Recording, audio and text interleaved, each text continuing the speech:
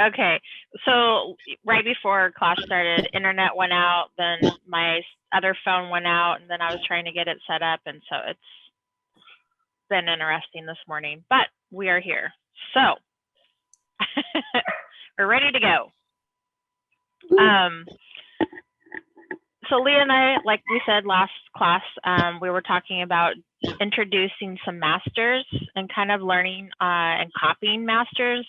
And something that we've talked about why it's a good idea to do it is really being able to study how they painted, looking at the picture, the color choices. You know, it's kind of all mapped out for you. But what you learn, what you gain from copying the master is the process of it, the painting, the laying the colors, because the color choices have already been made, right? So then you can take that skill and apply it to your own paintings. So we're gonna work on this painting today, Claude Monet's Haystack. He did like 9 million. I don't know. Huh? 9 million of them. I know, right? And it feels that way. And it was, he loved the morning light and the evening light. And he really, really did such a beautiful job with the reflected light. So what I love about this is that reflection that comes up from that shadow and then up onto the haystack. This is the morning light, I think is the name of this painting. And it just has that really warm glow, which I love.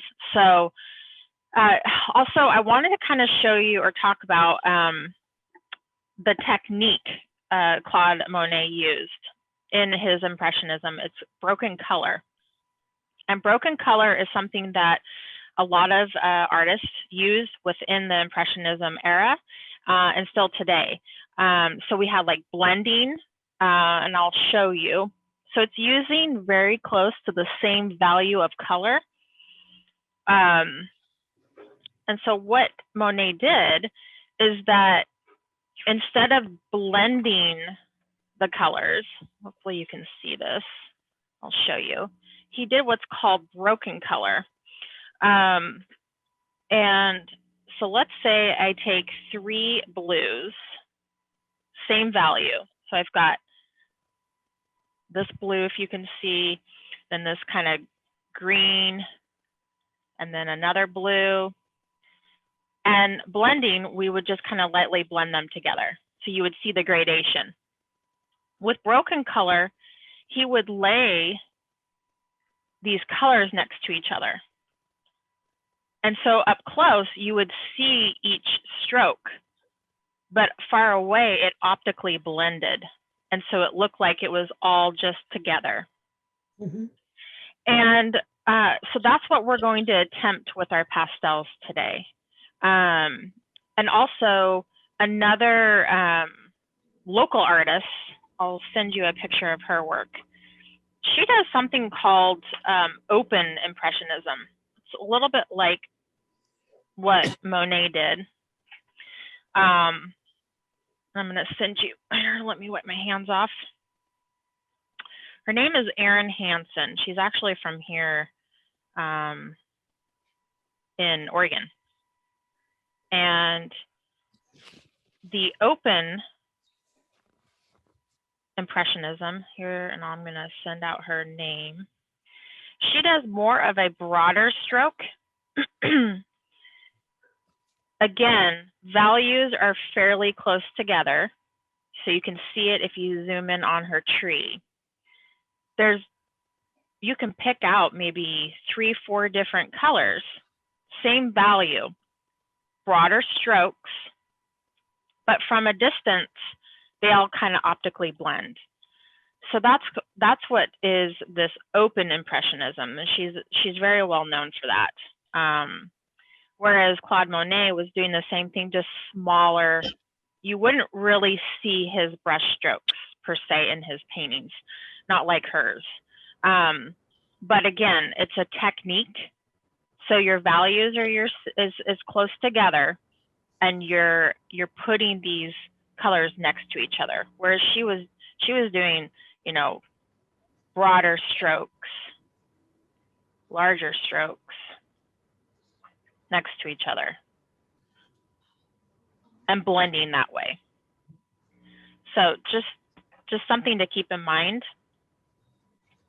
So in today's class, we're going to let the pastel be our blending tool. I am going to do an underpainting on my sanded paper. I chose orange, 4 sticks, hard pastel sticks, and I'm going to send them over to you right now so you can take some time to search out what you need. This is for the underpainting. I'll send them over right now. Is it a wet underpainting, Marie? I'm not going to do wet. I'm going to do dry today. Okay. Because I kind of wanted to have this optically blend a little bit more. So I decided to not do the wet underpainting because you would actually see the underpainting a little more than I wanted to. So if that makes sense. You can't go wrong. You can do a wet underpainting if you'd like. So it's entirely up to you. I have a piece of pipe foam for those wanting to know what I'm going to blend with. This is pipe insulation foam that I get at a hardware store. You can use an old t-shirt. You can use, some people have used like packing peanuts. So I'll give you some time. You can go ahead and grab your sticks for your underpainting. And then while you're doing that, I'll take a picture of just some colors that I pulled out for today's painting. Let's see here.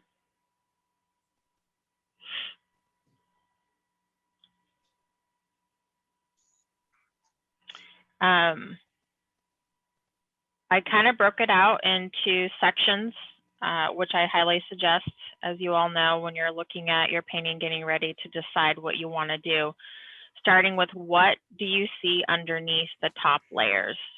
Again, it's just thinking about layering and layering, this optical mixing, this broken color in here. There's purples, there's blues, there's greens, and so close in value.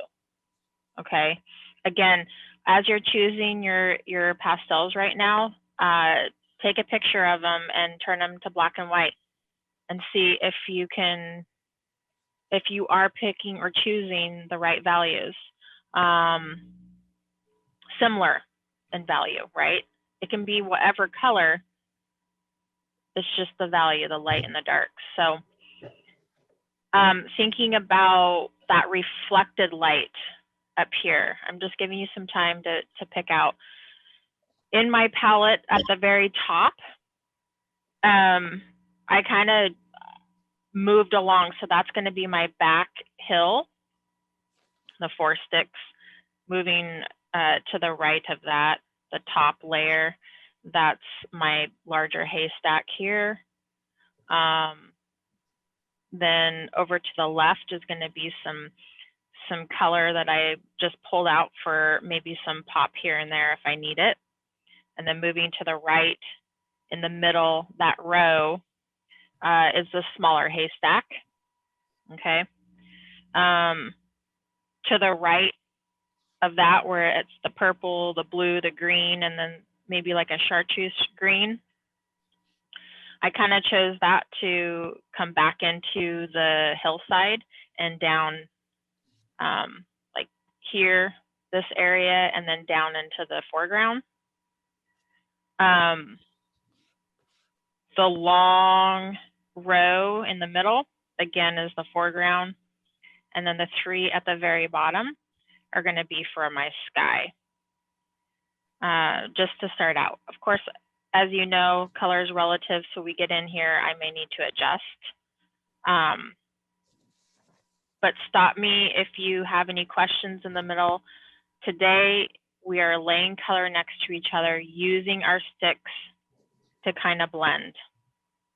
We're going to only use the pipe insulation at the beginning for our underpainting, and then we'll just start layering and layering. You guys have been doing this quite often in most of your paintings. It's just that we're really looking at how Monet laid his color next to the other colors and really, really worked that, what we call broken color. So I think for today, it's such a simple landscape. I'm just going to use my hard pastel and that I'm going to use for the underpainting to kind of sketch it out. You can use a pencil. I wouldn't use a dark pastel, only because it will leave a darkness. It's okay. You're going to blend it out, but it's just a personal preference. So I'm going to use my orange.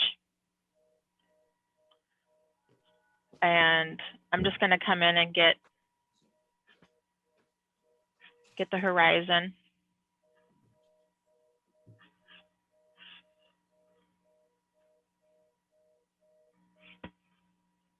Marie, when you say the horizon, now is that the line at the base of the mountains? Yeah, sorry. Yeah, just the base of the mountains. I just Okay. kind of need to get my bearings. It's don't stress too much about it. I'm just kind of seeing. I'm just using an orange new pastel. It's not going to be the orange I'm going to use for the entire painting, just to get some lines in.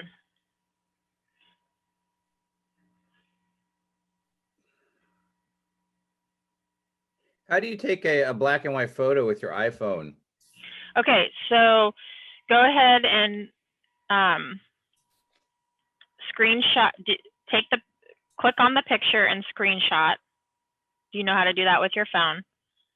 Okay, I got to take a picture first. All right. Yep. And then go into edit. So you're going to go into your picture. And at the top, I have an iPhone, but you're going to want to edit. Do you have an iPhone, Paul? Yes. Okay. And then if you hit edit, it's going to show down at the bottom like a clock. And then in the middle, there's 3 circles with shades. Yeah, I got it. Click on that. Scroll all the way to mono. Mono, okay. Yeah, I'm there. Okay. And then you can just hit done, and then you can go back into edit and say revert if you want to go back to your color picture. Oh, okay. Thank you. Yeah. And you can also screenshot or shoot that black and white and save it and then hit revert so you have both of them side by side. It really helps.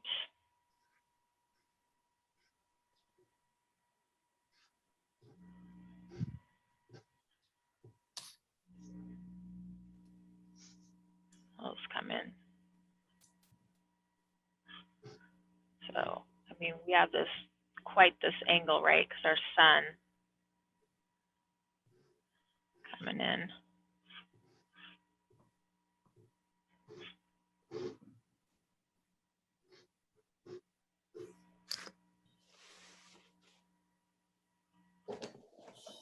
I got to go to Giverny a couple years ago to Claude Monet's gardens, and it was beautiful.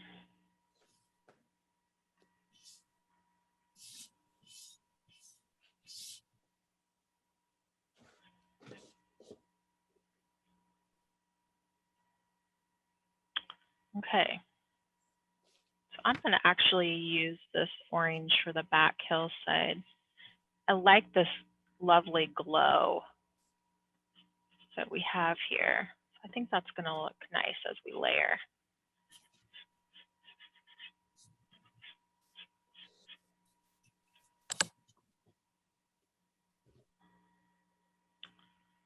Go a shade lighter for up here, the sky.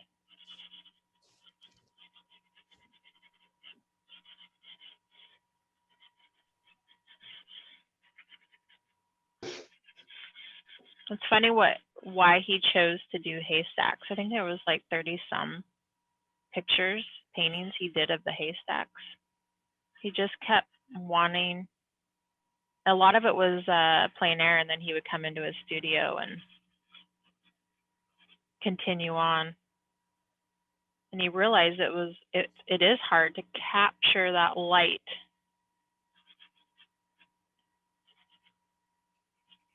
That bright light.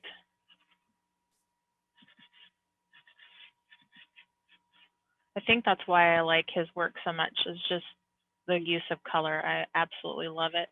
It's beautiful. I'm gonna go into like a darker, pinkier red here. I'm just gonna come right over these hillsides, just where it's a little dark down in here. Trees, very light.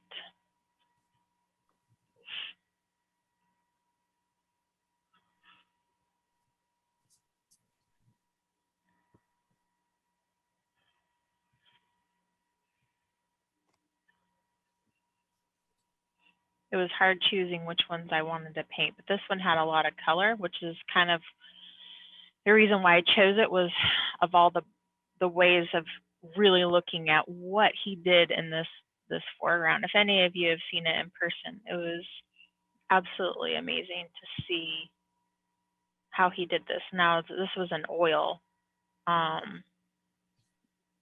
but just the use of color, it's beautiful. So I'll take a picture. Let's see here.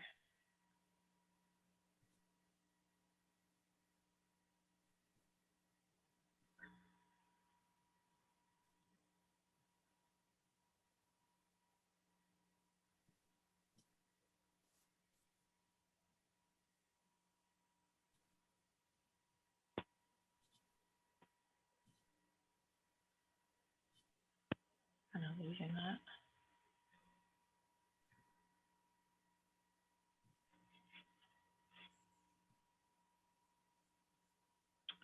And then I have my pipe insulation film I'm going to use, and this is just to blend it.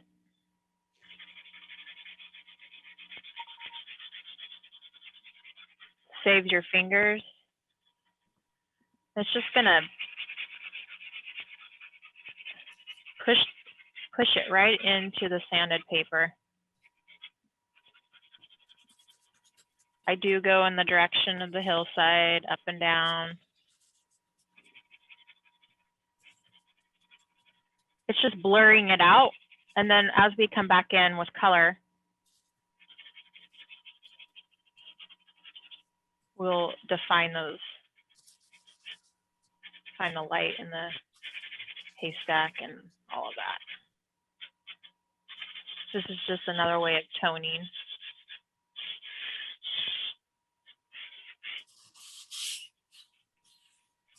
So you can see, using the pencil on the outside. That's kind of why I didn't choose to do the pencil to draw it out. I mean, it will go away. It's just, I didn't really want the lines.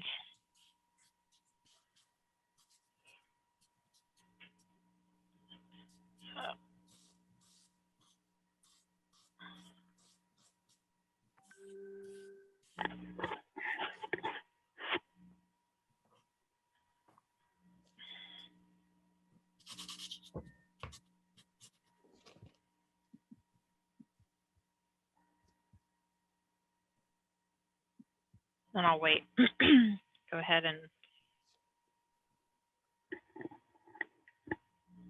get that mapped out. There was another artist during this time, Seurat, and he created a technique of Pointillism. And so he would actually go in and do broken color with dots of color. It was absolutely amazing. See if I can find a picture. The patience. Another artist to look at his work. Here we go.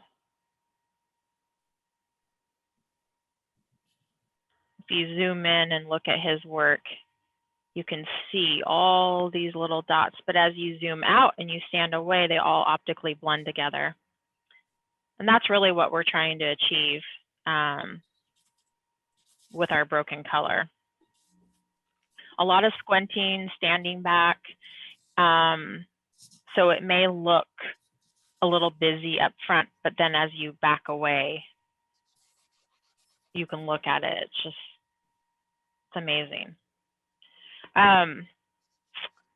So the next step is we're going to reinstate the darks. So I'm going to move to my palette for the row that I have, the back. So it's going to be these four, the blue, purple. I've got like a tan brown and some olive green. That's what I'm going to start with. Also with a dark purple, which I have right here.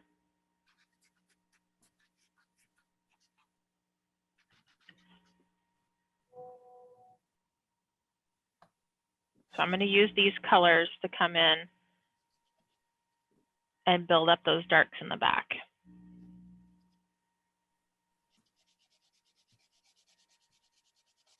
Very light touch, just very light.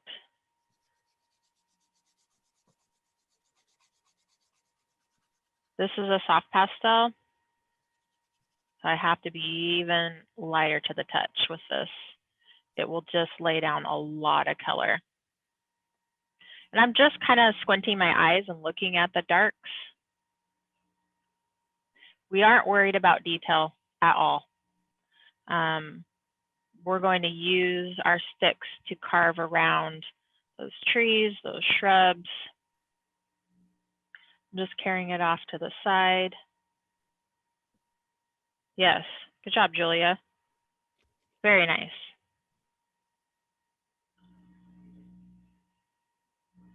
That was my purple. Now I'm going to come in with a blue. Same value, family, just very light on the back. This is the blue. This is the purple. I'm going to take a picture so you see. Okay.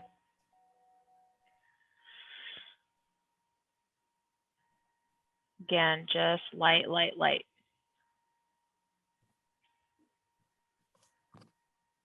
So if we were like oil painting, you know, he would have a pile of blue and a pile of purple, and he would be pulling, moving some of that paint into the center into another pile, and that's how he would mix and put paint. So we're essentially thinking in those terms. Again, I'm going slow and just very slow, dragging very lightly.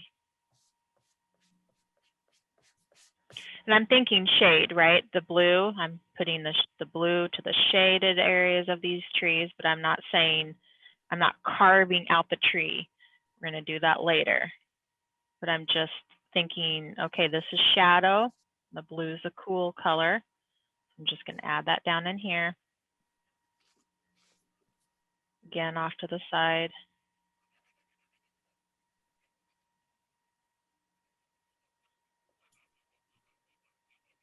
Very light.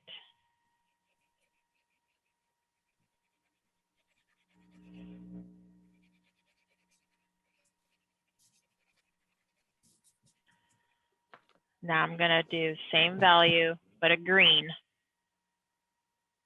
Come here. It's like a blue-green. Blue-green, it's cooler. And I'm just, again, mixing here. Kind of lost my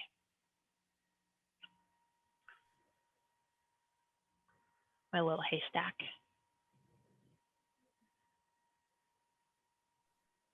kind of disappeared.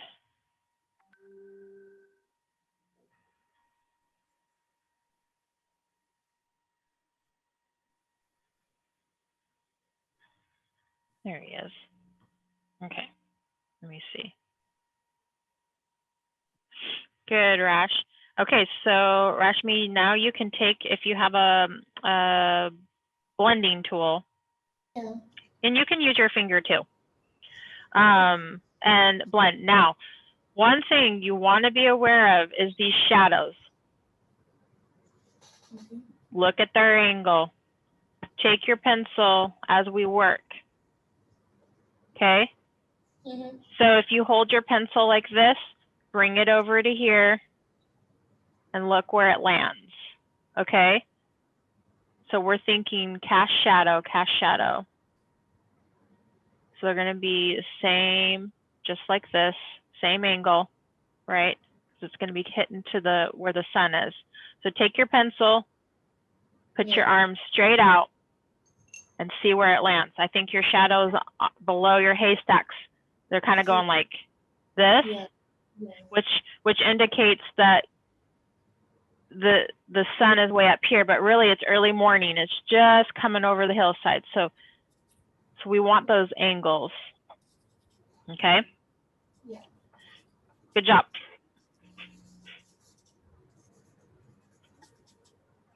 Again, measuring. So like you can measure your haystack to here and measure here. So this needs to go up a little more, right? So I can just take my stick and say, okay, come up a little more. Not a problem.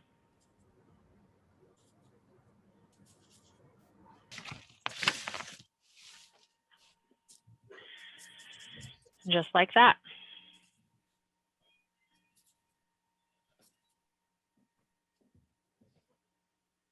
The picture's not that easy to see today, Marie. I don't. It's just a little fuzzy. So, and I'm a bit challenged in the eyeball department.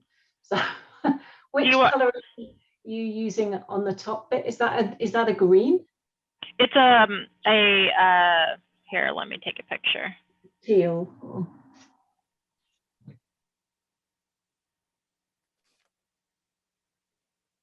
Yeah, it's green, blue, and I'll take a picture of the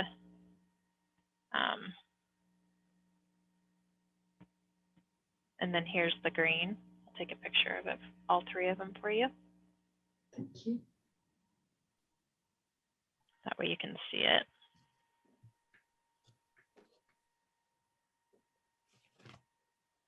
And you may want to, oh, I'm sending it on the wrong thread here, sorry. Done.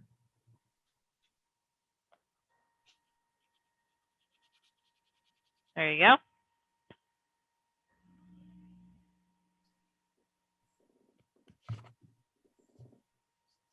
Thank you. And I would also pull up the picture I sent to and look at it. That's kind of, I mean, I can look at this, but really probably the best thing to do is pull up the picture I sent and look at it that way. That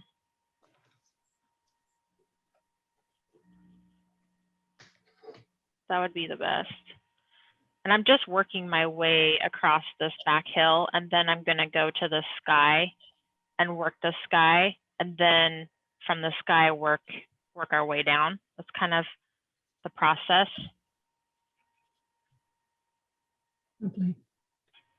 I'm going to come in with some green as we move to that more warm sunlit area.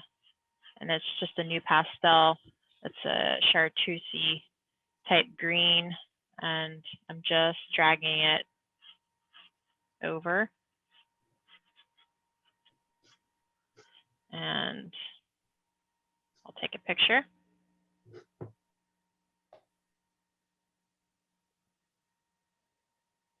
That way you can see.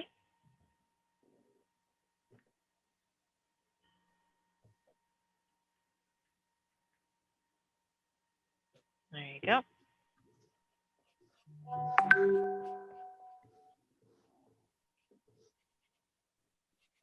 And it's bright, but we'll come back in and tone that down a little bit. And I'm just coming back over across. I mean, look at all the colors he has. It's really amazing. So many colors.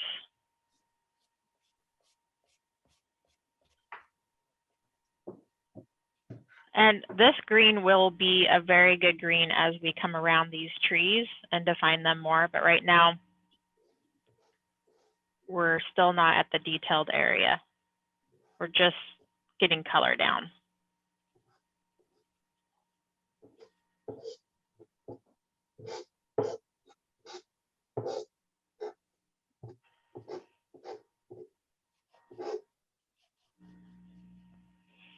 Okay. We're going to go up into the sky. These are the 3 colors I have. All soft pastel.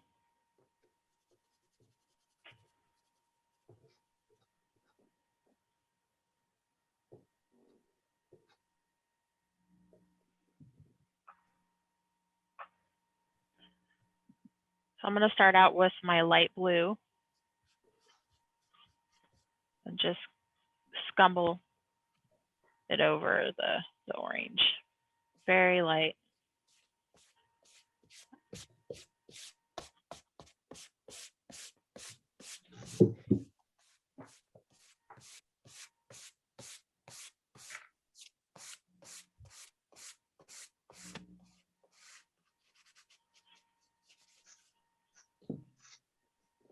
Just like that. I'll come in with this yellow.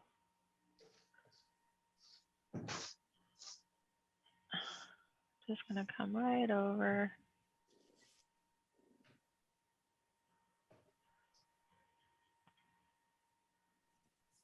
Come around the outside of the haystack and down along this ridge here, pulling up on my edge a little bit here.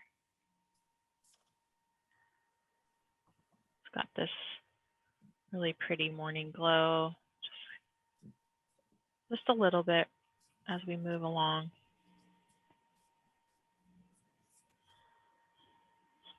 Right over.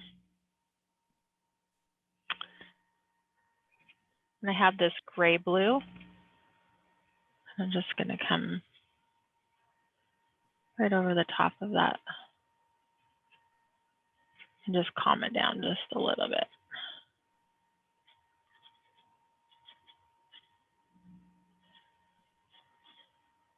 Just a little. Then you just come to a lighter yellow, come over that. And I'm mixing, I'm blending with my pastel.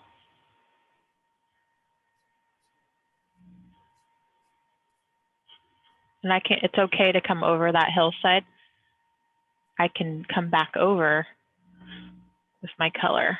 It's okay.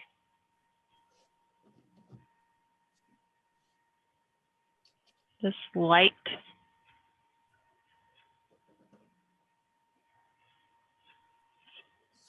scumbling over.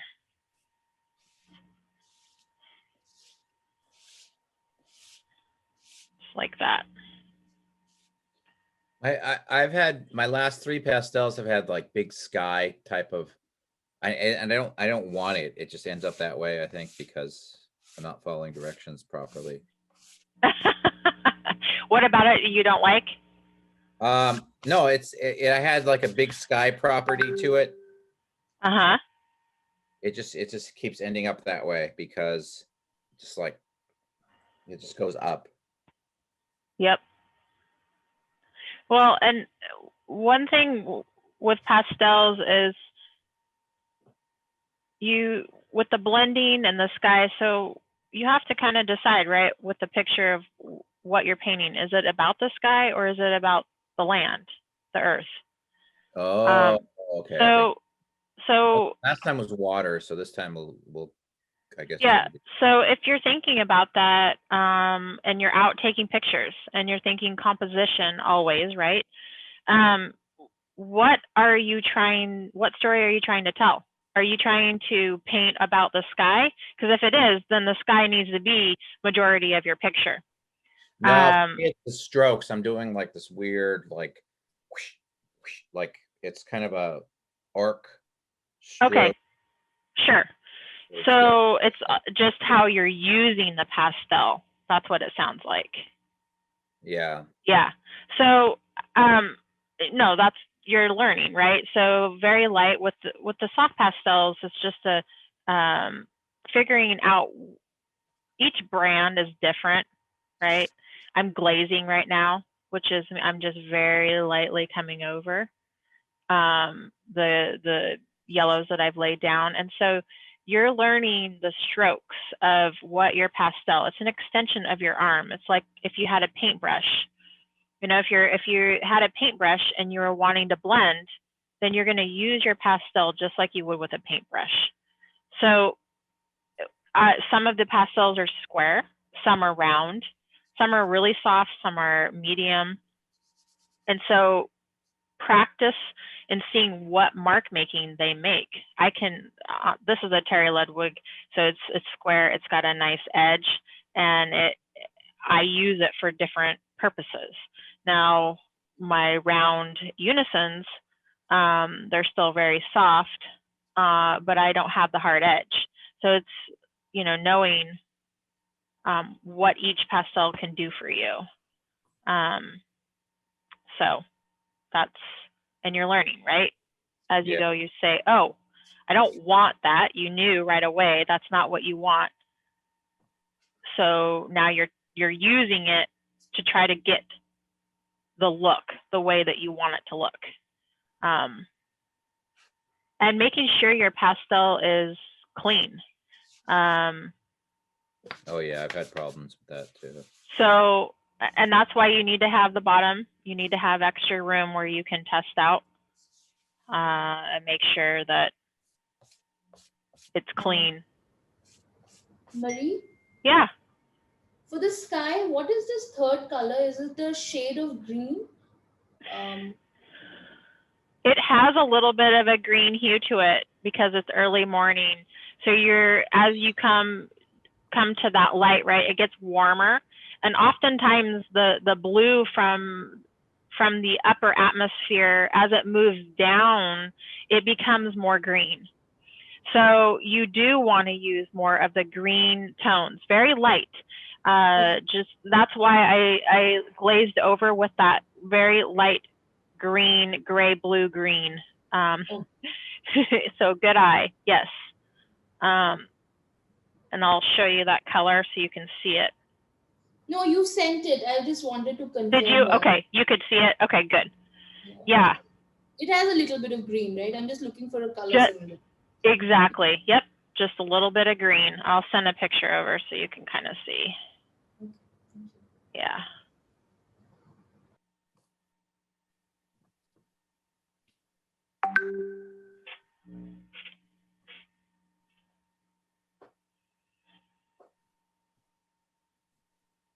Yep. So I'm going to start into the haystacks. I know the back hill is kind of left not finished, but that's okay. I kind of need to get some more color in and adjust, right? Always going back to colors relative. So this may need to be pushed back a little bit based on what I'm putting in the foreground and on my haystack. So go ahead and send over. Yeah, thank you, Mira. Send what you have. Let me look at what you've done so far before we start with the next step. Okay, good. I love the oranges and those yellows, Mira. So the only thing that we will want to look at is scale. So look at your size of your right haystack to your left haystack. Okay. So again, measure like, okay, we've got this size, how many? So we've got 1, 2. So this haystack is twice the height of this haystack. Okay. So if you were to measure your haystack right now, your small one. Right, it's big. Yes, you see. Yeah. So you want, so take your haystack, go Okay. halfway. Mm-hmm. You're going to go like this halfway, and then come over and do it just that height. Okay. Okay. Okay. Got it. That's a way you can check your height. Otherwise, that's looking good. Very good. Okay. Thank you. Yep. Let me see. Very good, Julia. Yeah. So now you can just start glazing your take like a lighter yellow, and I would just take a shade lighter than the yellow you have up here in the sky, and then just come back over and glaze over that green and a little bit up into the blue, just a little bit. That just so you don't have a direct line. You know what I mean? Thank you. Yeah, that looks really good. And these are just, I'm being picky. I mean, if I had to say, this is looking good. So no harm. Okay. How's everyone else doing? Let me see. Good, Paul. Yeah. So now your sky is right darker. So now take some light. Do you have some really light blue? And come back over your sky. Okay, I tried that. I'll do more. Yep. And you can spray some fixative if you need to. I don't know if are you on sanded paper? No, I'm on. This is watercolor. Watercolor. Okay. Yeah. So you can go ahead and just take some light blue. Also, if you need to if you're running out of, because you're not going to really have a lot of tooth, you can take a dry paintbrush and take some off if it's too dark. Okay. Yeah. Good, Claudia. Very nice.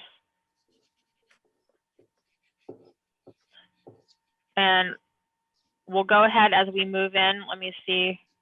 Yeah, much better. Much better, Rashmish. Yes. And I like that.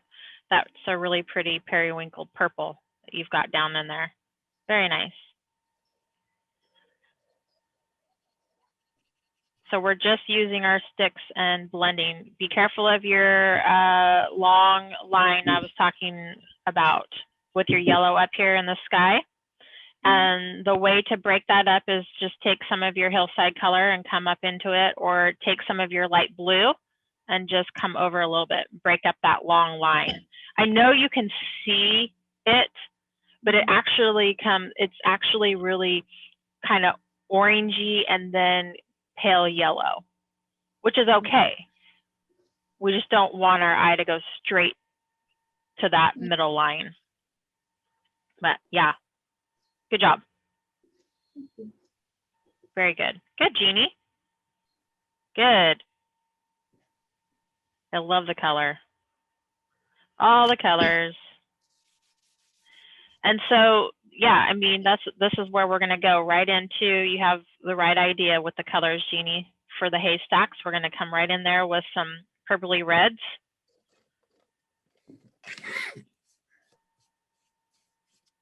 Oops.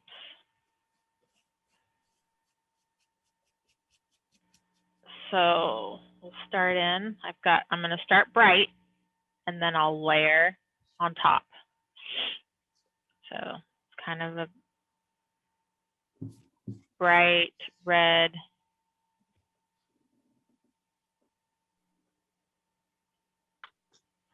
Purpley.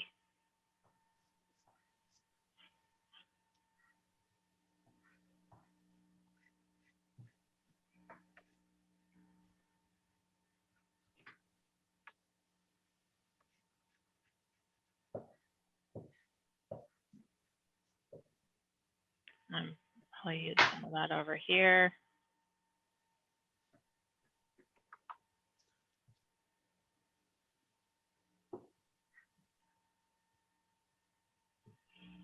And we know, at least this is, you know, the picture that's telling us this is mainly in shadow. But we feel that this is a little closer because we can tell with the reflected light coming up, that he was standing here and that this was coming forward just a little bit. Just something to keep back in your back mind. I'm going to use a green now, so I'll put this next to the pink, looking at the color, the values, again, close to each other. So that's the red pink that I used. Now I'm using some green. I'm just going to scumble over very light and come up to the top here.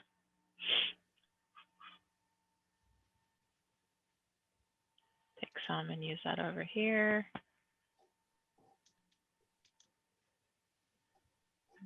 Maybe some down in. It's always good if you have a stick in your hand, see if you can use it elsewhere in any different places.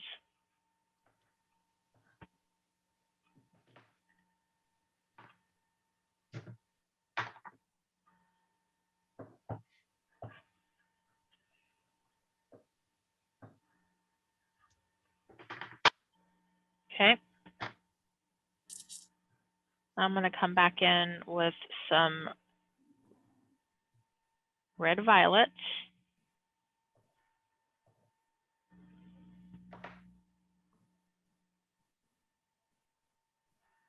These are the three that I'm going to work on the haystacks with.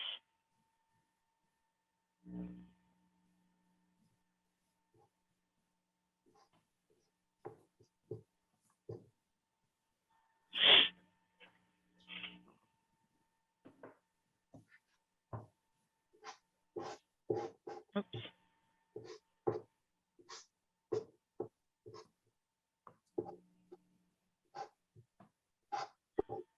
I come in with this muted eggplant.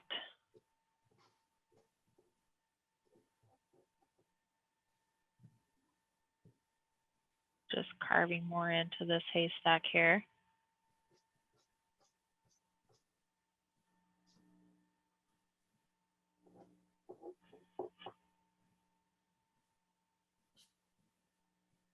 And I've got this really bright. I'm just going to come off the edge where that sun's hitting, that warm. Looking where else there's some more warmth over here. And I'm pulling in this direction. I'm not drawing. I'm pulling it and creating that edge with my pastel without drawing that edge.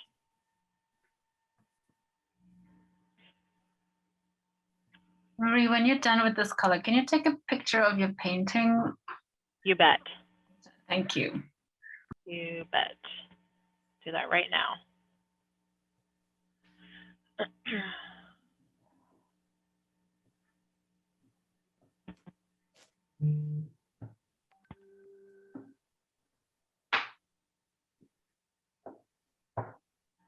What will happen is I will come back in and glaze some muted colors over it to then soften those bright colors. Right now it looks kind of dark and bright, but we're layering. And so, right, we're building our layers up to then finally put on these bright pieces. So I'm going to come down here into the foreground here in just a minute, but why don't you guys send me over your haystacks so I can see where you're at.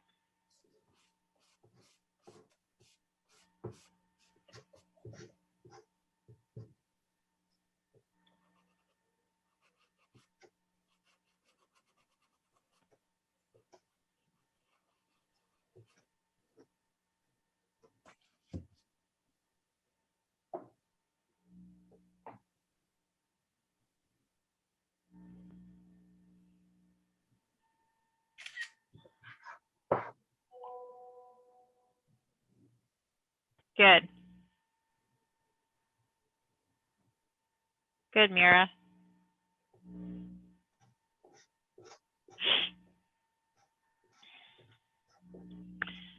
And then also think about like your here, right? Your back hillside. If anything, see how it kind of swoops down and comes up and swoops down. So carve in into your hillside just to keep it a little bit different and not just straight across. Looks good. Yeah, that's better, Paul. And you can go even lighter if you can. You may have to use another sheet because you're on watercolor paper.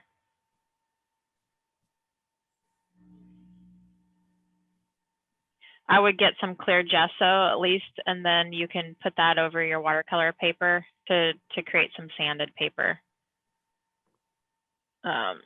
And it comes in a bottle like this. You can order it online, and it's a very inexpensive way to create your own sanded paper off watercolor paper.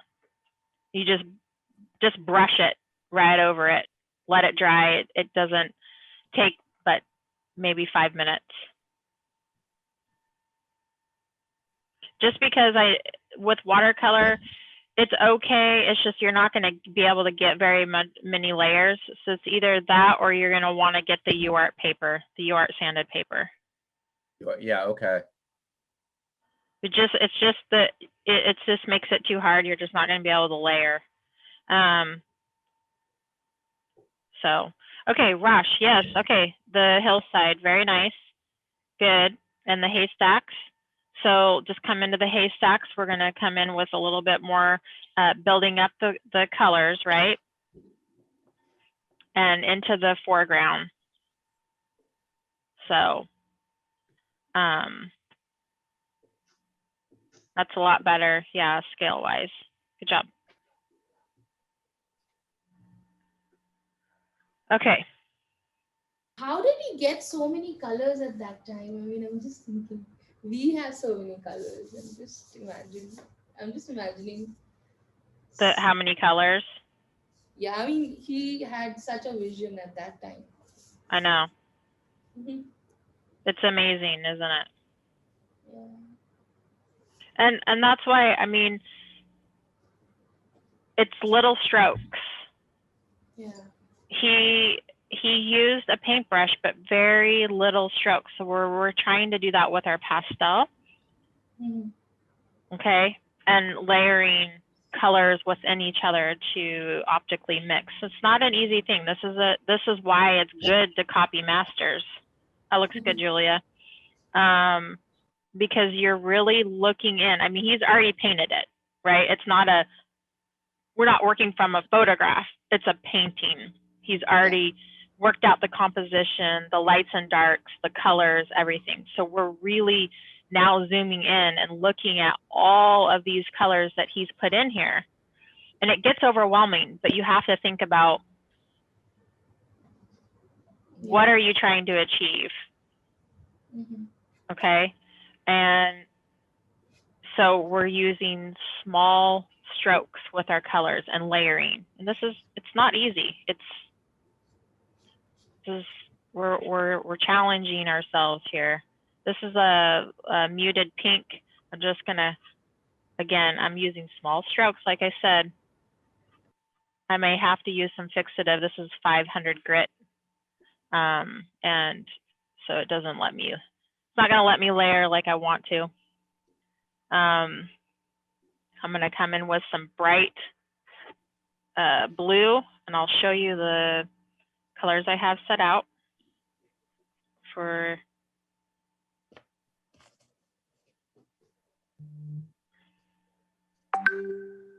So I've got a real deep blue. I'm thinking right here for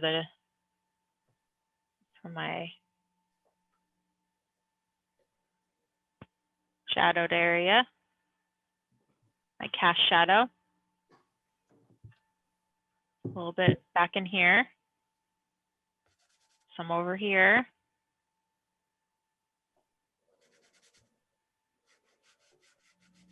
Just light touches of color.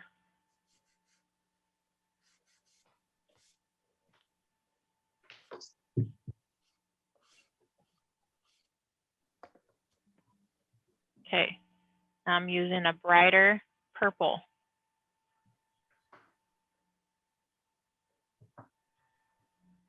Again, just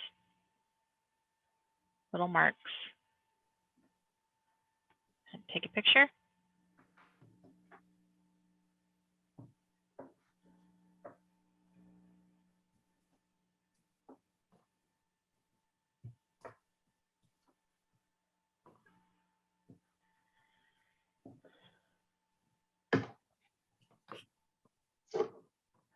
A little bit over here, kind of looking at where I can add this blue at.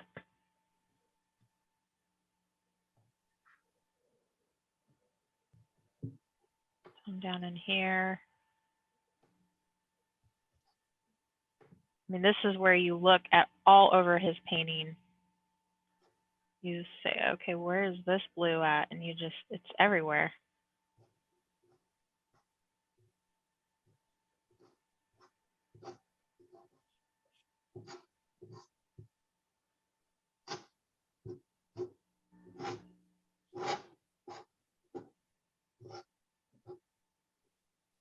Okay. Now we've got green right down in here, close to the same value. It's more green blue. And again, just lightly coming over.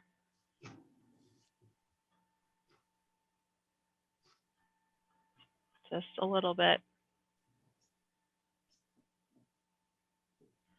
Looking where else can I put this?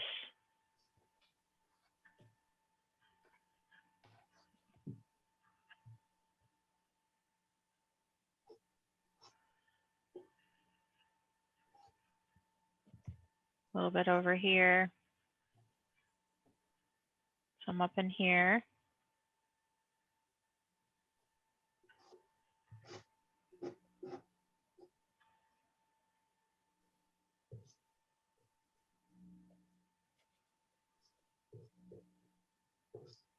Okay, and then, so now I'm adding this green.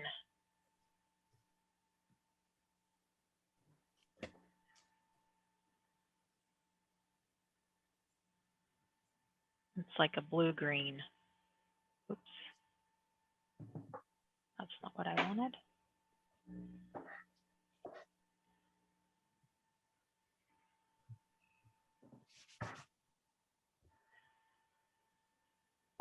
Okay, so I'm going even more warmer. So that was the blue-green off to the right, which looks blue, but it's more green compared to the other blue-purple we were using. And now I'm coming with this warmer green down here. Need some more light.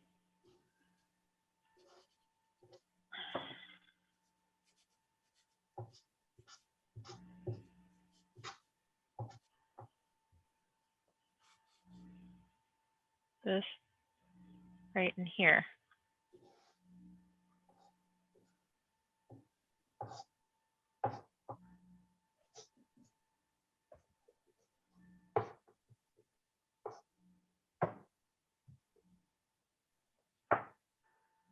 Coming back up into here, the back side.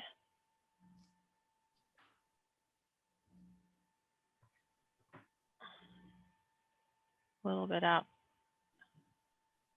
in there.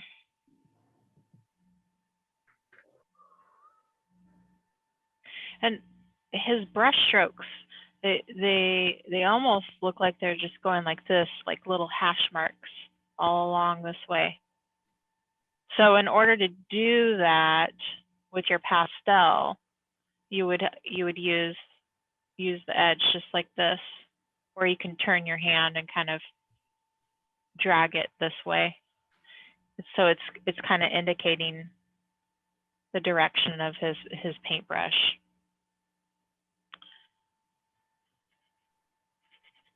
Going even lighter. Like I said, this is just building and building.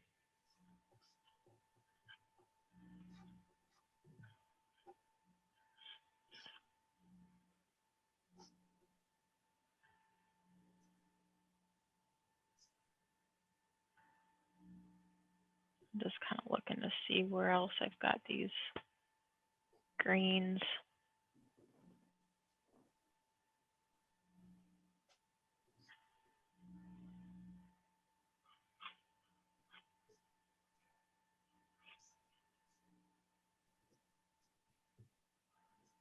Okay.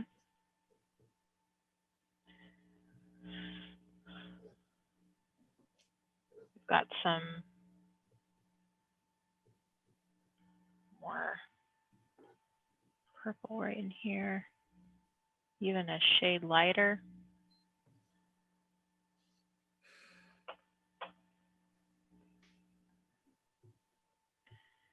So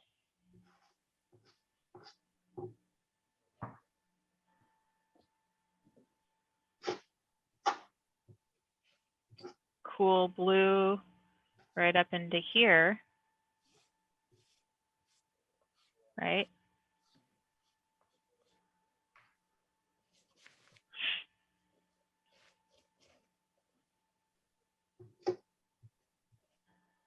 And then it's going to get warmer as we move out this way. Got some of this cool purple up here and even into the hillsides,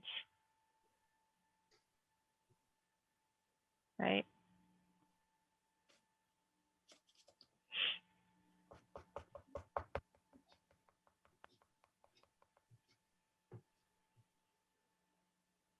As we're building these layers, and it may seem a little tedious because it's just constant little strokes, it's all going to start blending together, right? So coming up into the hillside, we're going to use this warm green. And it's like a olive green. So now I'm going to come right up into here. Just a little bit where it's shadowed.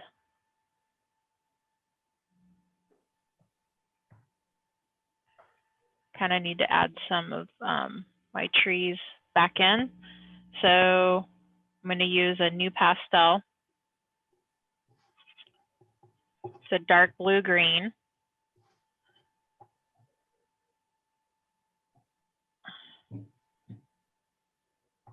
I'm just going to use this right in here a little bit, just lightly, so I can kind of get my trees.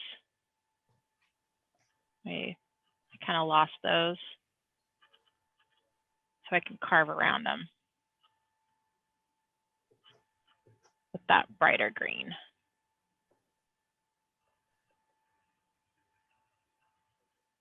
I'm just kind of moving it in a squiggly mark around. Some in the back here. Just looking at the edges.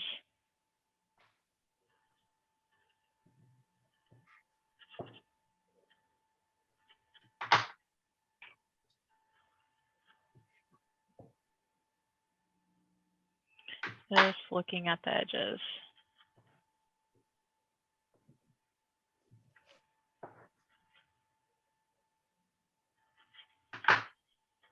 I know this is darker and competing with the haystack.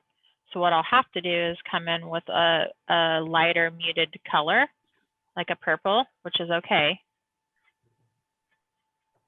So I'm going to continue with this color here and then come back over with that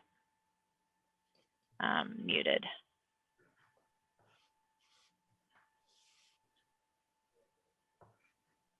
Okay.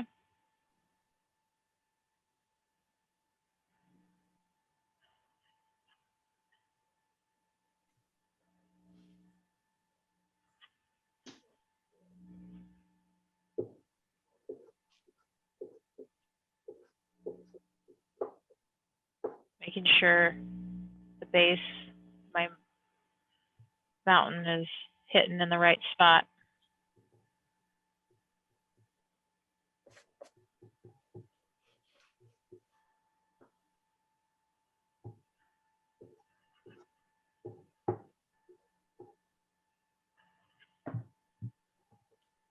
Maria, I gotta go. Thank you so much. I'll try to see you next week. Sounds good. Okay, bye, Claudia. Bye. Okay, now I'm gonna come back in with that green that I had, and that way I can get in here and come around these trees with the negative shapes. And I'm just kind of tapping and bringing it right to the edge. And I'll come back over some of that blue and down into here.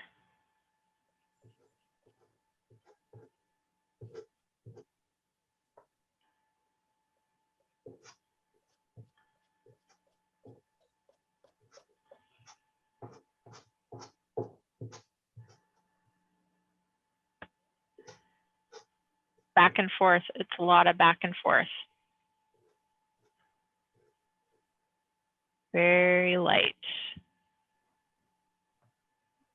So now we're coming over to this hillside here, and a little bit up into there.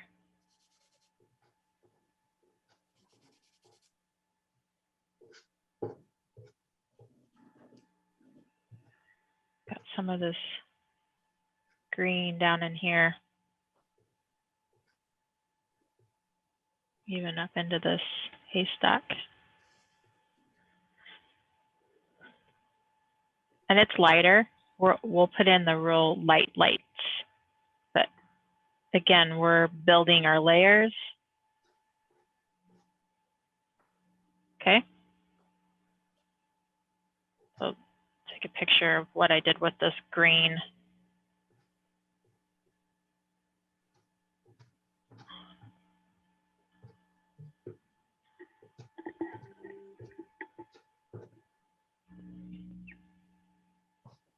I think I lost something in the middle there, Marie, with the darks. Did you go back in with some darks? Yeah. So I lost some of my trees, and I just took a dark blue new pastel. I came back in with it, and I just kind of reestablished some of where those darks were, and probably need to do it again. Like I was saying, it's just kind of like this back and forth of bringing it up. And I mean, this is where you really are just looking at where all his colors are, and it's a lot, right? Yeah.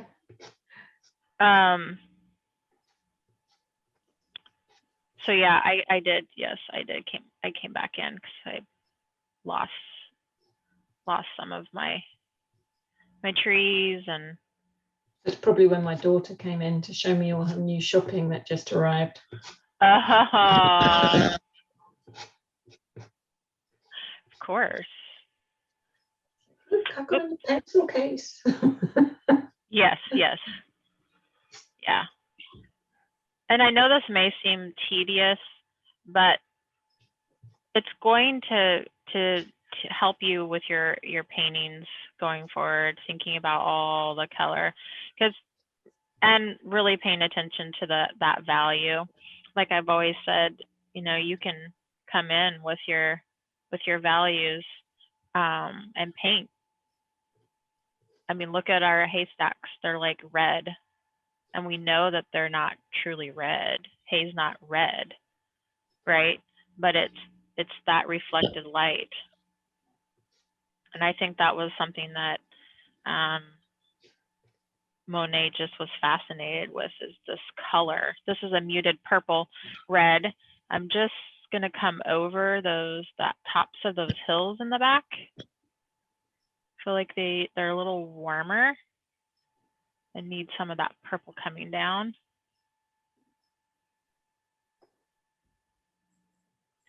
And a little bit over into here.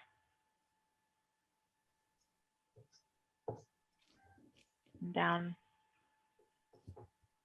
I mean, he even has this purple down here in the base of these trees, even up into these trees, right?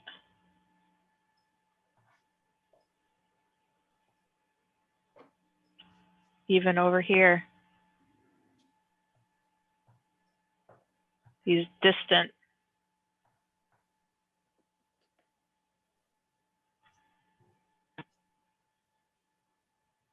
hillside.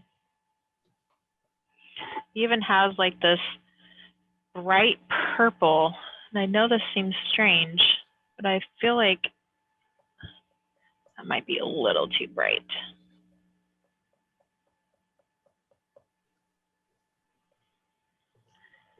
This purple.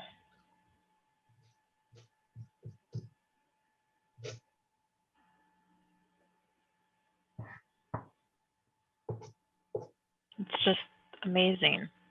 Even having some of this purple down in here. That warm. And as you start bringing in these colors, you notice where else they're at. That's what's up in here. He's got a warmer, here, let me take a picture of the purple that I just used so you can see it.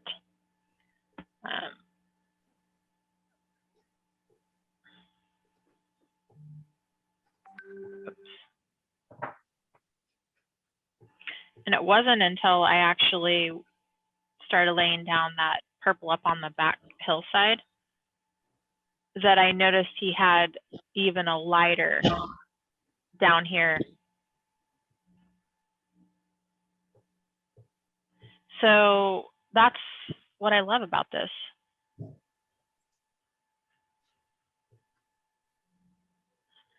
He's got these purples and greens and even this bright glowing almost blue in the back.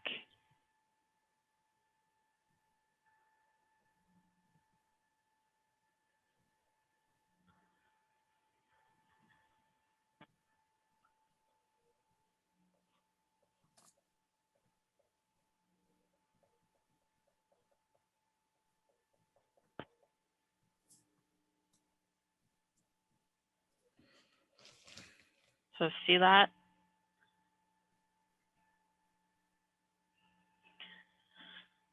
Almost that bright periwinkle blue back in here.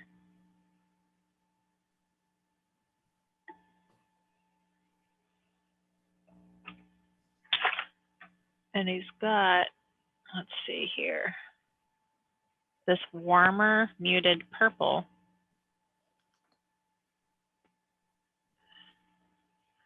That kind of just comes right over into here a little bit.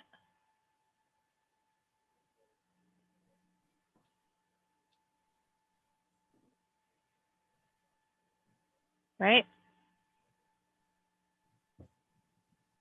And some of it down in here.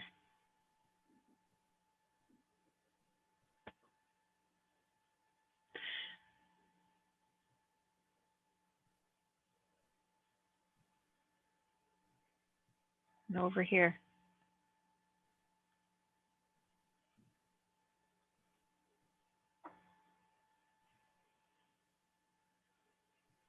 It's just amazing. Lots of pinks. Put some pinks in here.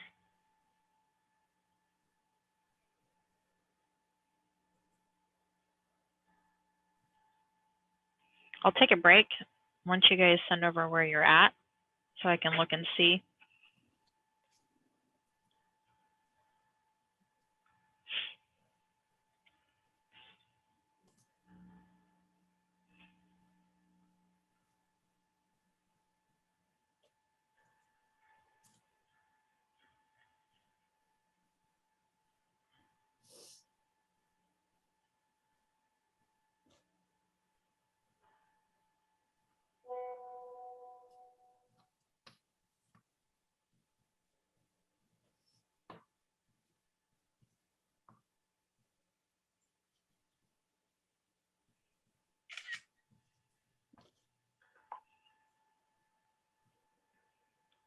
Good, Jeannie.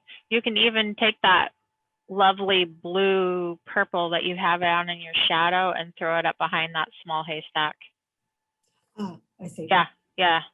Just a little. It doesn't have to be much. Just like, I love how you did that right around the edge. It's just really, it looks great. Yeah, and your hillside and your sky. Very good. Good, Paul. So now down to here in the foreground, take some of your, do you have some purples? Yeah. Yeah, so start layering in some purples down here. Start mixing.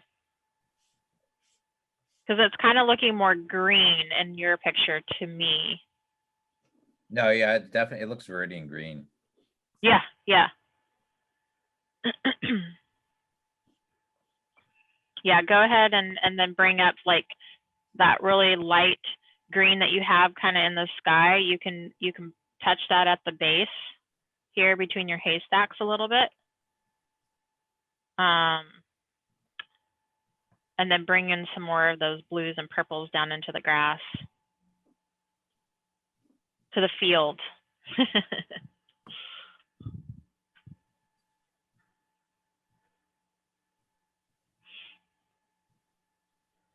And think about the haystacks themselves.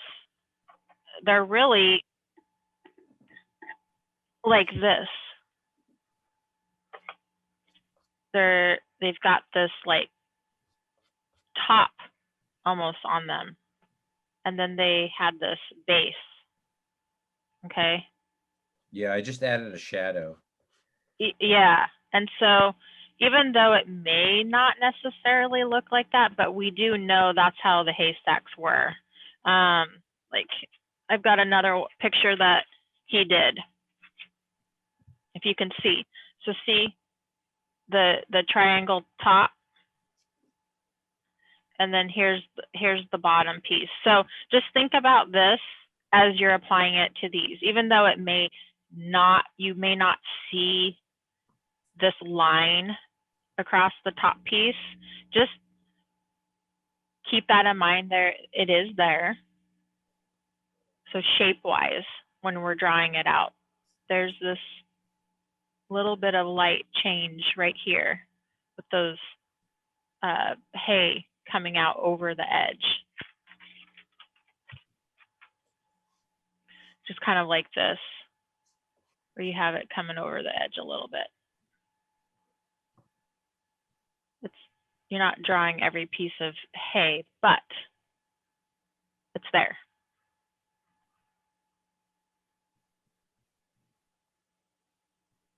Like even mine is kind of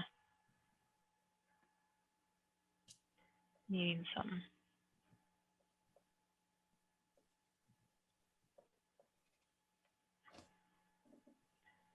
We actually have some of this coming up on the bottom side.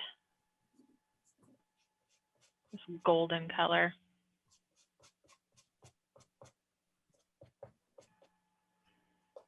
Right?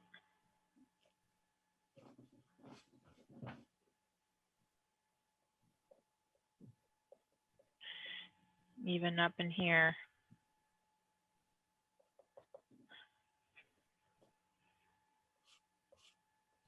Marie, why is that shadow or whatever, that field in front of the bigger hay or in this shade of blue? Because that's the reflect, like it's the cast shadow. It's the cast shadow from the haystack. But why would something that is pink would cast a shadow which is blue? Because they're complementary. Because it's the actual coolness.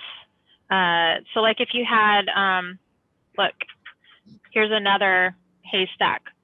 So see this warm, and then if it's in the shadow, it's going to be cooler and darker and duller. Yeah. Just like a tree. If you had a tree, if I have another picture that I could show you.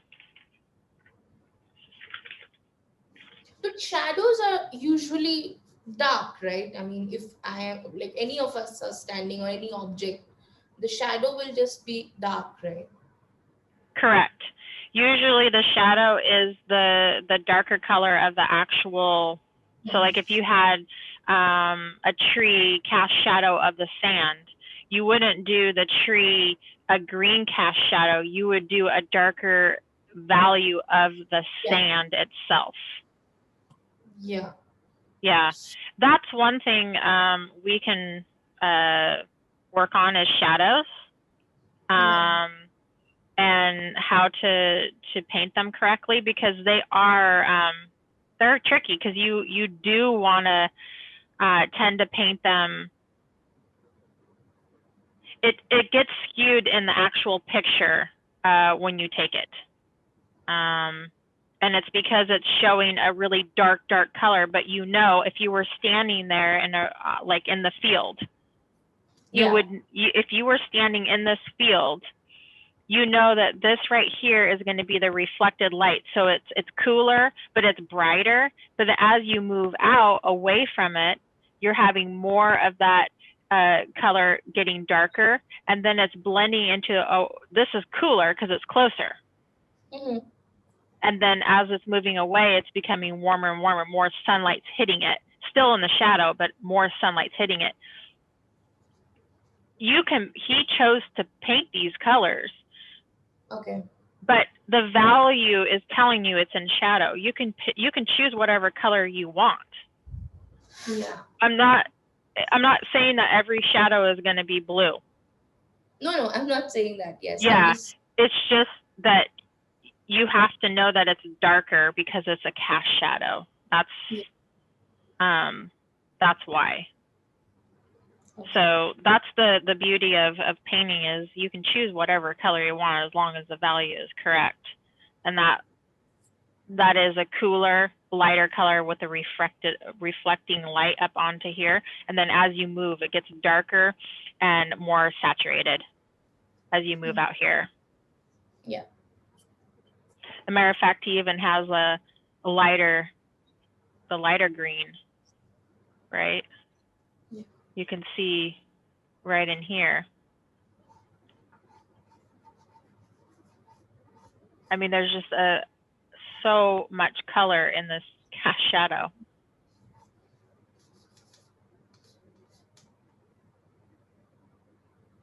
It's just amazing. Now, this is a cooler. It is cooler, but warmer. I know that seems strange, but. Are we taking a break right now? I'm just adding in some green. Okay. On the bottom here. I'm just wondering if I can go grab a cup of Joe. Yeah, go right ahead. Okay. Yep, you're good.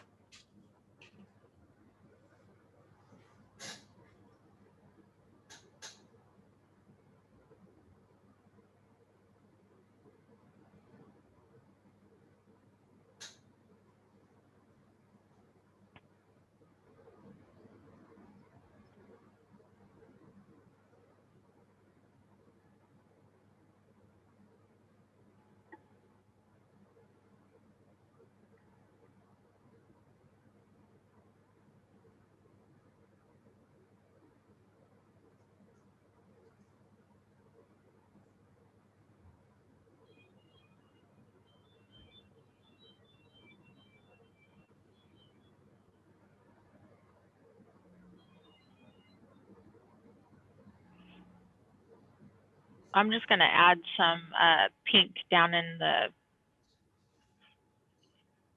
foreground here. Please check mine. I've just sent. Oh, yes, of course. Did you send it over? Yes. Let me see. Okay, good. So what you want to do again is bring out that cast shadow a little bit more at an angle, Rashmi, like this. So take your pencil again. Okay. So maybe I'll just cover that yellow line that's there, no? Just, yeah. Yeah, take your blue and so like right here, take your blue and just move it up to where, so see where this ends right here? Now look where yours ends. Yours ends maybe back like here. So what you want to do is bring that line to where it's kind of ending up over here on this. I can't show you with, but right here on the edge of your paper. That will help. And then you can layer in some more of your purples. Yeah, and your blues. And then now we're going to come over your yellows with some pinks. Okay. Yeah, good job. Okay. Let's see. Can you check mine, Marie, please? Yes, I just saw it. Okay. So what we want to do in the back behind your haystack is we want to take your dark green and just come up along that. So we don't want to draw around. See the lines? Yeah. So lightly just blend out those dark green lines. Okay. And just kind of blend them into, and be careful of creating our, you know, the same. Yeah. I know. Same shape. Yes. So blend those in. Bring in some lighter green if you have like this olive green. Okay. So you want to bring in some olive green around that dark green to kind of separate those. I would do that, and then down in the foreground, go ahead and just now bring your blue that you have right here in this calf shadow. Just come over that white cream line, just lightly, so you're blending those colors together. Okay. See? So it's not like a line per se, but it is creating a line. You're not drawing the line. You're using your light pastel to kind of scumble over that lighter color. So do those and then send me a picture back so I can see it. Okay, thank you. Yeah, good job. This is a hard one. There's a lot going on, a lot of color. You're having to really pay attention to the edges, right?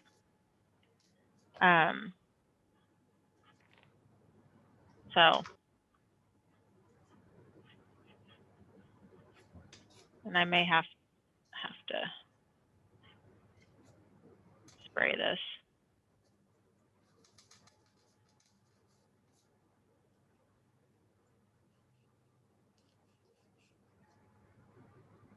Warm light creates cool shadow. We have cool shadow is going to create, or cool light create warm shadow.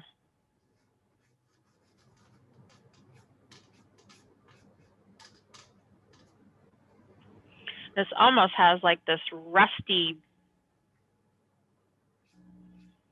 brown. Whether you want to put these in, you can or not. I think he was just indicating that we had some little bit of hay laying around.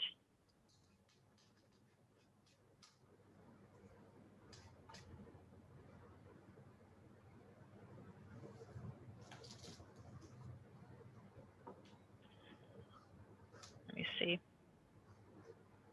Yeah, good, Jeannie. Very nice. That looks good.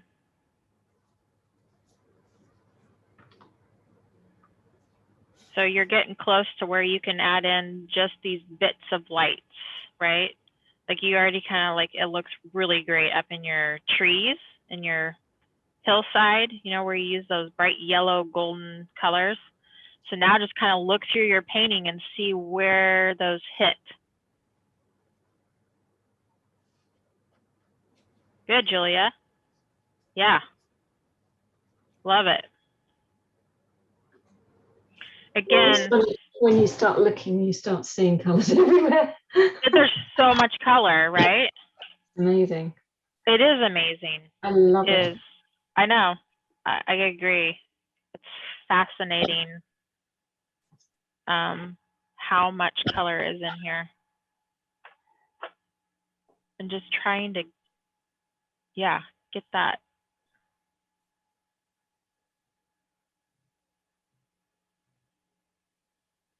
And what seems really bright, this is like a peach, a bright peach. And what seems just crazy actually works.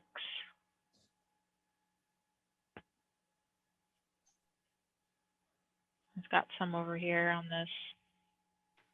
And a little bit of a sun peeking through here. A little bit. Right?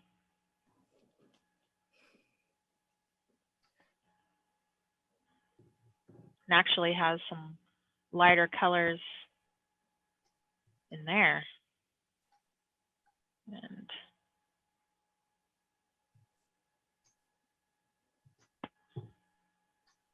some orange up in here. Even some orange up in here. I'm gonna tap that. I don't want it to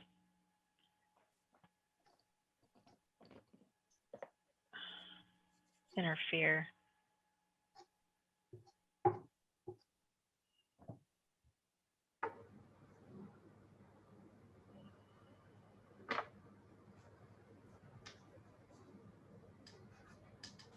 Just lightly dragging it.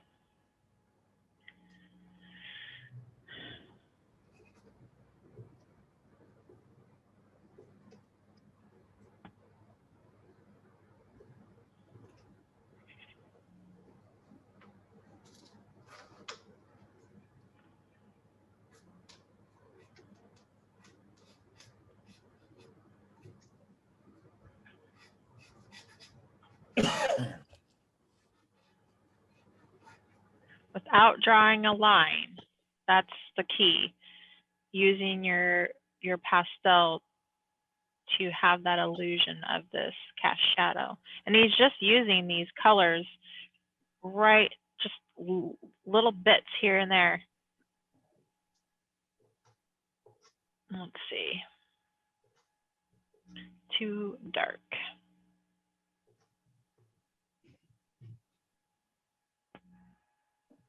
It just has this orange glow right here. Even over in here and up along the side.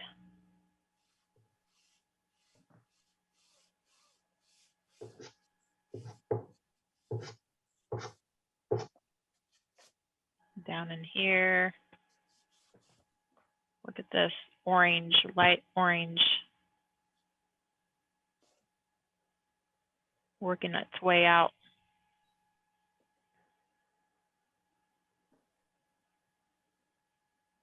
It's forcing us to really look at the value change. It even has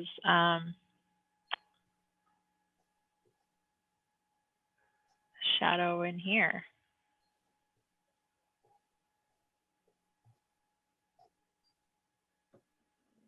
Right?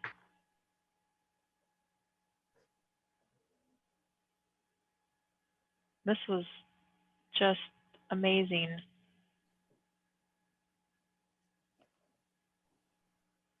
Think about all of this color.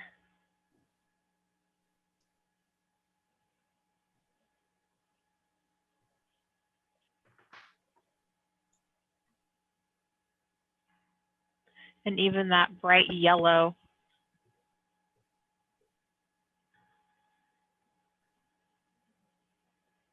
Down in here.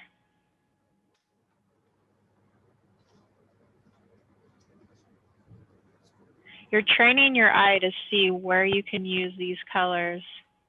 You're not thinking of what you're painting necessarily. This is the ground. You're just looking at where that light is hitting, lights and darks, working those edges.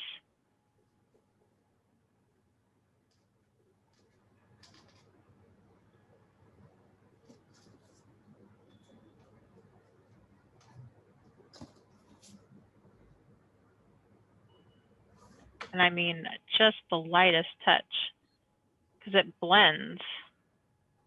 It blends into your colors that you have.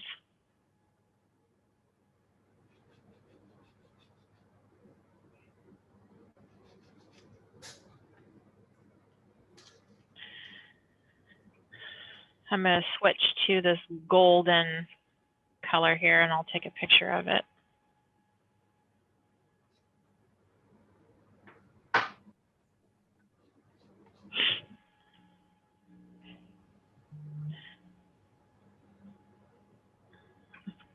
Put some more gold in here.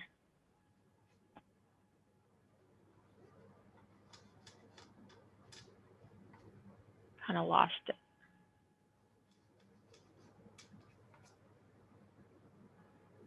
More up in here.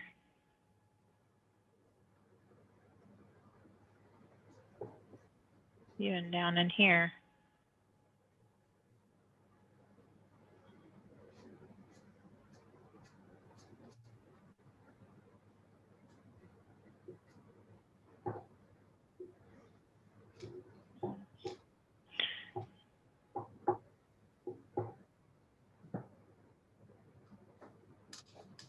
Some down in here, around the tree, making that tree pop. Just working the edges.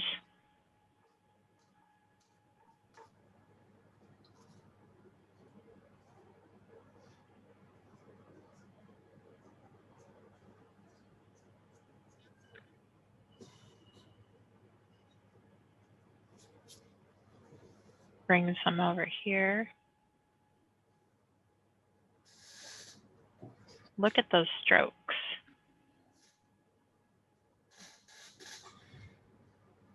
Take a picture.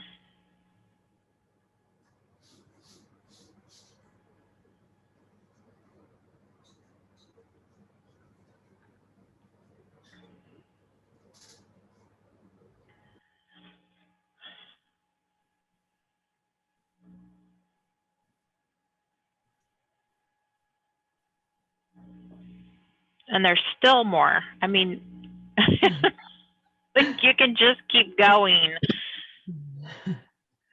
It's nuts.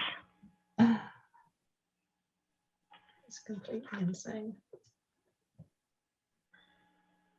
But what I love about doing this is that you're going to be able to say, hey, I can do these colors, the value's right, and I can do that. It's going to be okay. It's going to work.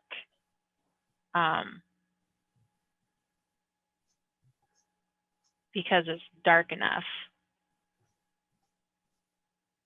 And I know I use that values a lot, but that's what we do.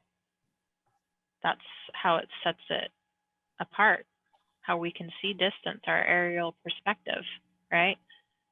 And by using our marks.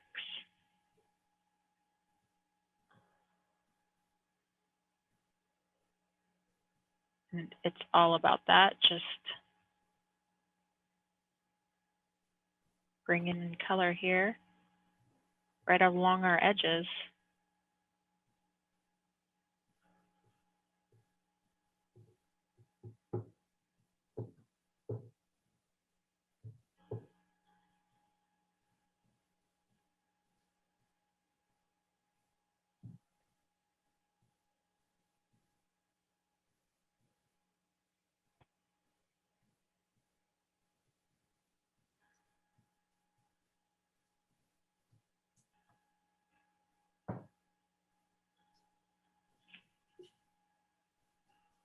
Come back in with this.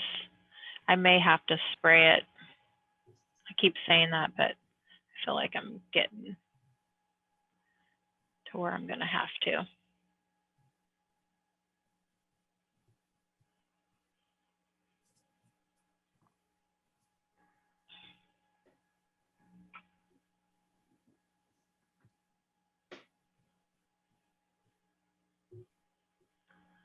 Right where those lights and darks.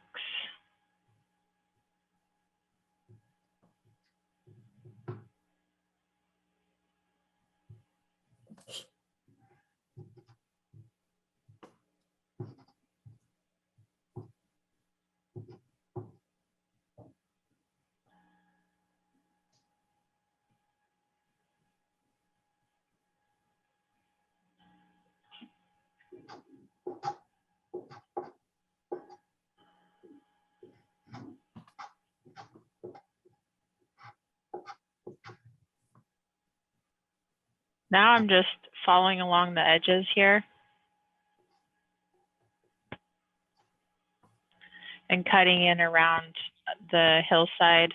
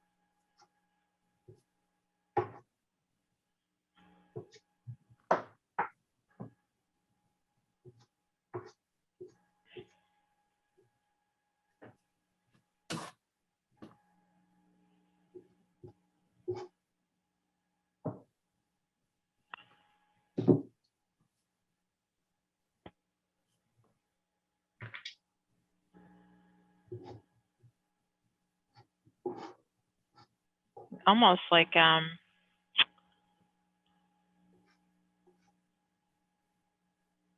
see if this would work.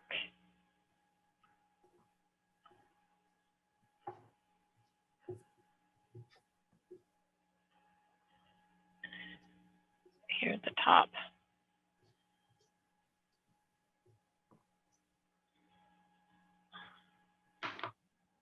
That kind of needed to be pushed forward, and that helped.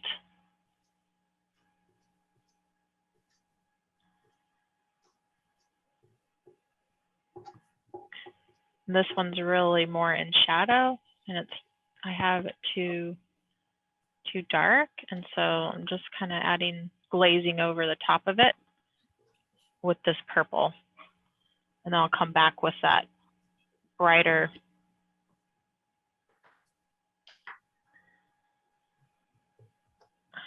color to indicate that the sun's hitting there.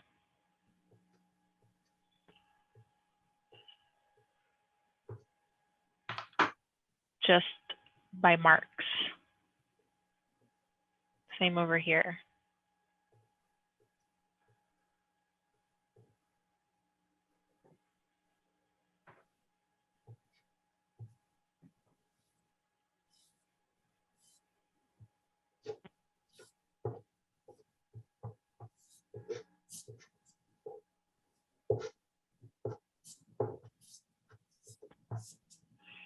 And it has like, if you zoomed in, he almost has these little squiggly marks of the hay, just a little bit, not a whole lot. And you can put that texture in if you wanted. I wouldn't do too much though.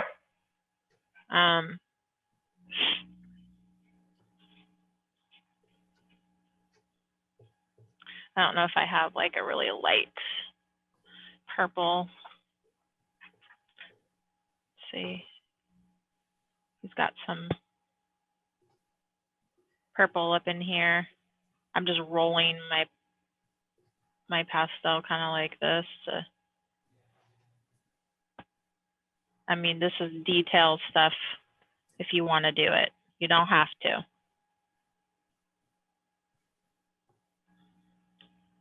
I'll show you a picture.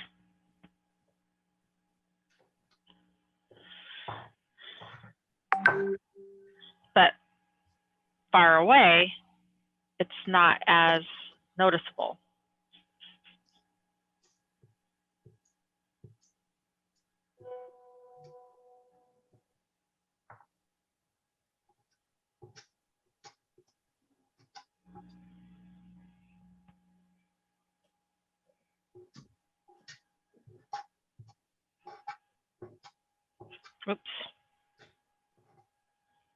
nearing the end. So go ahead and send me in.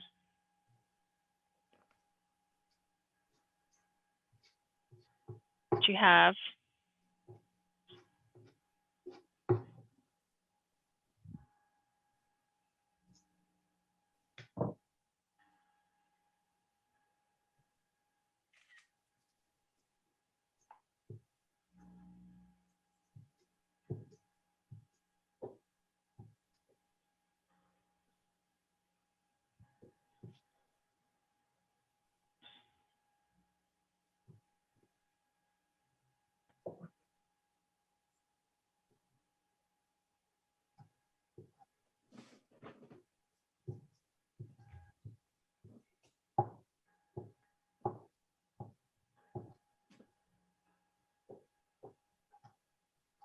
Good. Yeah, so Paul, just go ahead and keep adding some lighter colors down in your foreground. And lighter colors meaning like, what set do you have, pastels? I have the Blick square pastels, 48 colors. Oh, okay, great. So I'm sure they have some ranges for you in the blue, right? Blue, yeah. Yeah, yeah. So definitely start adding some, take out your dark blue, your medium blue, and your light blue. And you're gonna go over that dark blue that you have down, take your medium blue and kind of scumble over the top of that, and then put on your light. So it's gonna be your layered.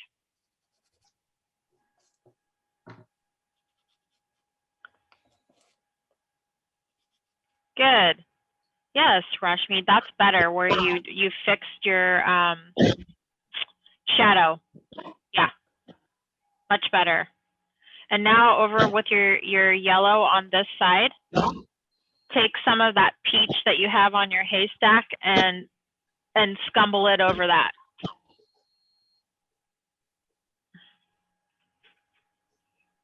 Good. Nice, Jeannie.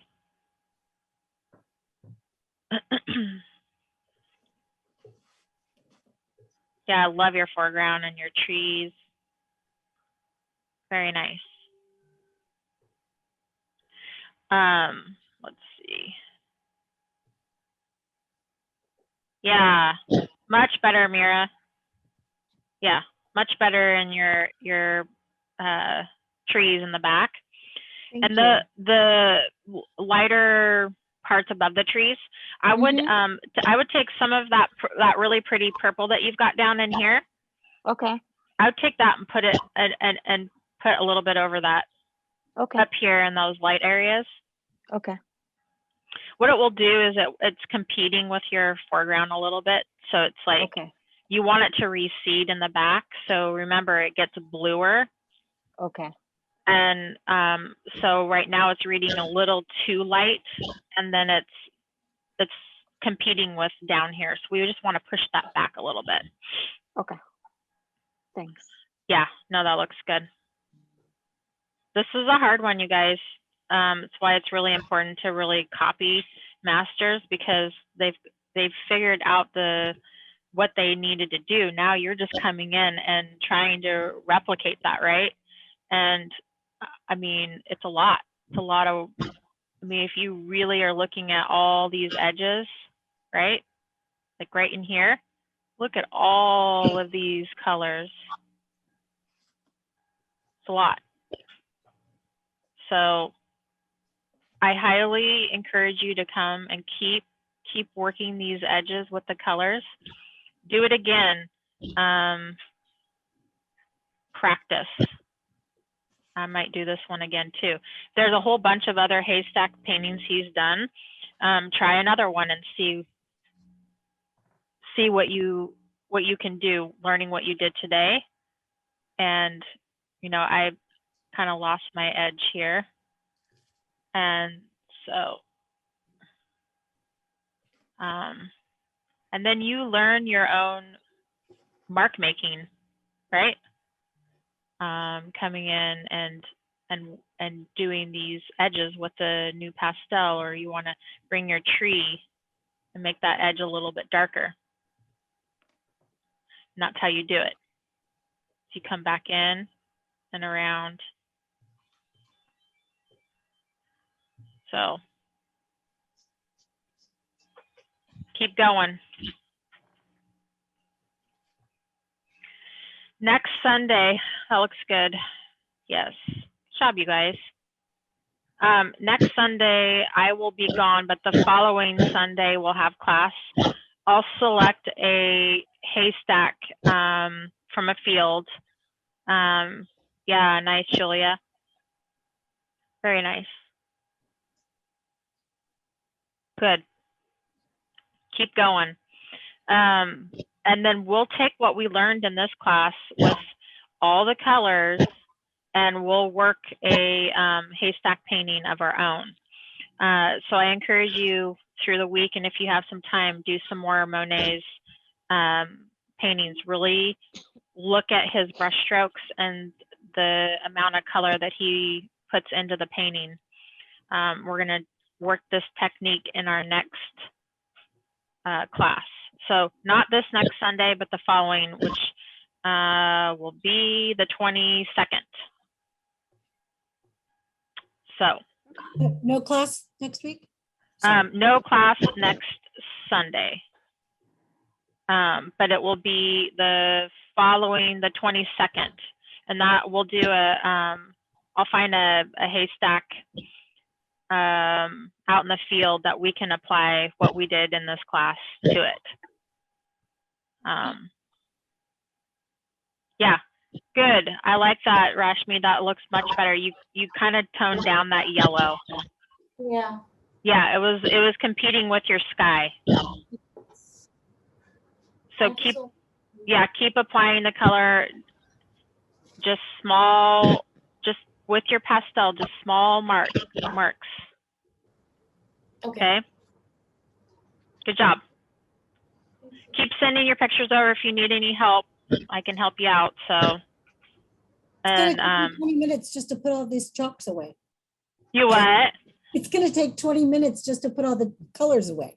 Yes. Oh, can you believe? I got out so many more than I usually do. I know. That is why it's so cool to do this, because it is. It's like, and I still see more colors. Oh, yeah. It's nuts. Like I said, I could go for days. But yeah, good job, you guys. Thanks, Marie. All right, have a great week. Thanks, Marie. Okay, bye. Bye.